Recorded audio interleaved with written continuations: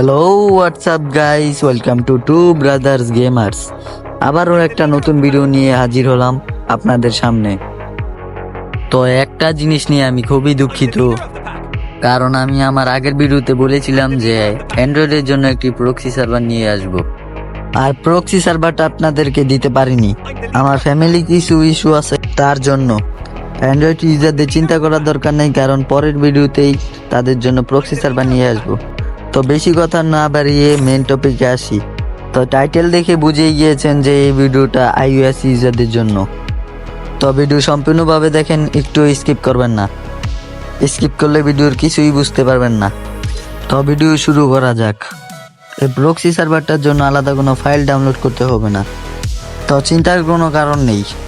এই প্রক্সি সার্ভারের অ্যাপ্লাই প্রসেসটা কিন্তু খুবই সহজ। তো সবাই কোনো ঝামেলা ছাড়া প্রক্সি সার্ভারের অ্যাপ্লাই প্রসেস করতে পারবেন। এই প্রক্সি সার্ভারে কোনো বিবিএস অথবা কোনো ডায়মন্ড নেই, কিন্তু এটা বিএপি প্রক্সি সার্ভার, এর জন্য কোনো ঝামেলা নেই। প্রক্সি সার্ভার ডাউনলোড করতে কোনো যদি ইস্যু হয়, তাহলে আমাকে টেলিগ্রাম অথবা হোয়াটসঅ্যাপে দিও। টেলিগ্রাম এবং হোয়াটসঅ্যাপের লিঙ্ক দেওয়া থাকবে ডিসক্রিপশন অথবা পিন কমেন্টে। এটা কিন্তু আগে যেটা এক্সমোড সার্ভার দিয়েছিলাম এইটা না, এটা কিন্তু ফুললি অ্যান্টিব্যান। তো চিন্তা করার কোনো দরকার নেই। তো বেশি কথা না বলে অ্যাপ্লাই প্রসেস শুরু করা যাক।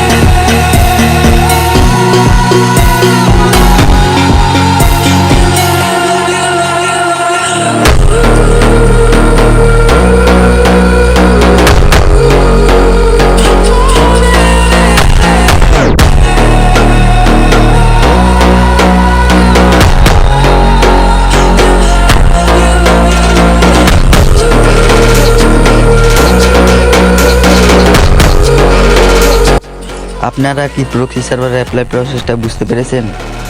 আর যদি না বুঝতে পারেন, তাহলে প্রথমে বলেছিলাম যে ডিসক্রিপশন বক্স অথবা পিন কমেন্টে টেলিগ্রাম আর হোয়াটসঅ্যাপের লিঙ্ক দেওয়া থাকবে। তো চলি, দেখা হবে পরের ভিডিওতে।